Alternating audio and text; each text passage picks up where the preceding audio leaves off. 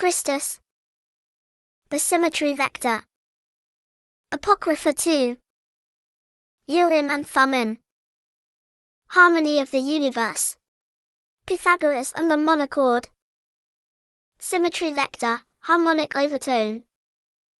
Symmetry vector, harmonical octave. Symmetry vector. Christus. The fork.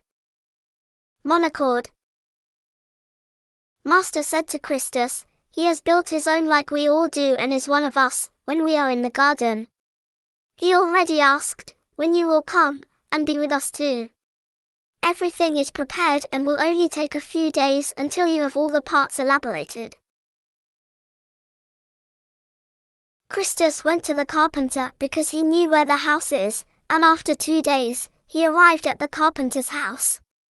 It was very interesting to learn how to construct with wood, using length, angle, and space, done by using the compass.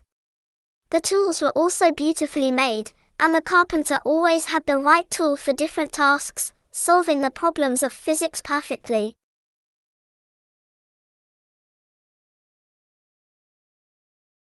Christus said to the carpenter, it was very interesting to learn and use the right tool in the right manner, and bring the numbers into geometric shape. Thank you, Master. The carpenter replied, I am impressed by your intelligence, my dear Christus. We are all very proud of you. Among all the boys around, you are the most outstanding of them all. They gave each other a hug, and Christus went home with the new instrument. In the garden, they had a warm welcome and a nice cup of tea. The roads were dusty, and after a long journey on foot, they would wash their faces and feet. Christus couldn't wait and was excited to use the new instrument he had built. He asked the master, tell me, dear, how do I use it? The master answered, now you can tune all the strings to the fork. Christus asked, what is the fork? I can't understand. The master replied, it is a metal fork with 2 prongs. Let me bring it here, and then you can prepare your monochord and use it. Now the master came back with the tuning fork, which was rather small in size, more like a finger, but twice its length in total.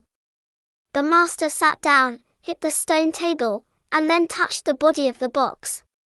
The sound became noticeably louder and more audible with the body of the box. He said to Christus, now it becomes easy to tune a specific string. First, I hit the table, then I touch the box, and when the tone is inside the box, I hit the string to tune. Now, when you get close to the frequency of the fork, something very special happens. Christus hit the fork and tuned the first string, and he could clearly hear what the master meant by that. He said to the master, oh, the frequency beating comes to a halt, and then it is in tune. I didn't know that. But now I can't see the purpose of the instrument if all the strings have the same tune and frequency. The master answered, I will bring the missing parts for it, and I need to use the toilet anyway, while you can tune all the strings. Symmetry vector. Christus. Harmony symmetry vector. Octave. The master came back with a nice cup of tea and a small bag, and the box was in tune. He began explaining, the strings on the box will be used with all strings in the same frequency, but with a higher harmonic overtone. That's why we call it a monochord. It is the connection that allows us to hear the concept of creation, where geometry makes it visible and serves as the true name and connection to the number. Here is your bag with little bridges to use on the monochord. These bridges are the most important part, along with the tuning peg. To ensure precision, the master carpenter shaped a straight branch of high-quality wood into a triangular shape instead of a round one. Then he cut equal-length pieces from it, a whole bunch of them. When we begin to experience the universe, we always start with one string and explore the frequency of the tuning fork. Now we use a bridge to divide a second string from its bass frequency, until we find a ratio that harmonizes with the bass frequency. Think of the tuning fork as the fundamental frequency tone, and we create multiples from it.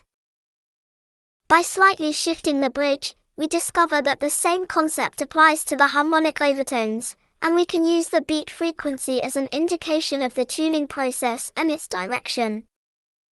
Christus replied, "This is getting even more interesting, but I still can't see the bigger picture. So, I'll start with a 2.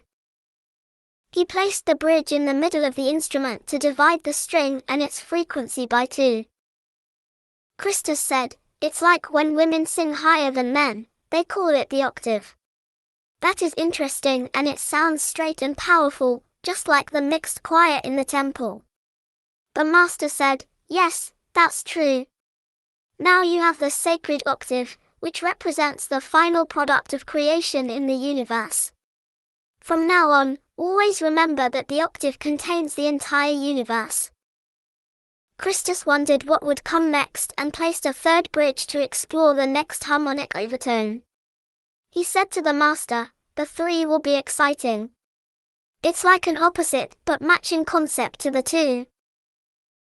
After tuning, he plucked the 3 strings and said to the master, "That sounds different, more rich than just the octave, even if I only use the 3 as the fundamental." The master answered, "I am delighted to see how fast you are learning. Others would start with the 6, as they can't wait to experience it." Christus proceeded to set up the next string to explore the number, and he realized that not all of them were equally useful or pleasant.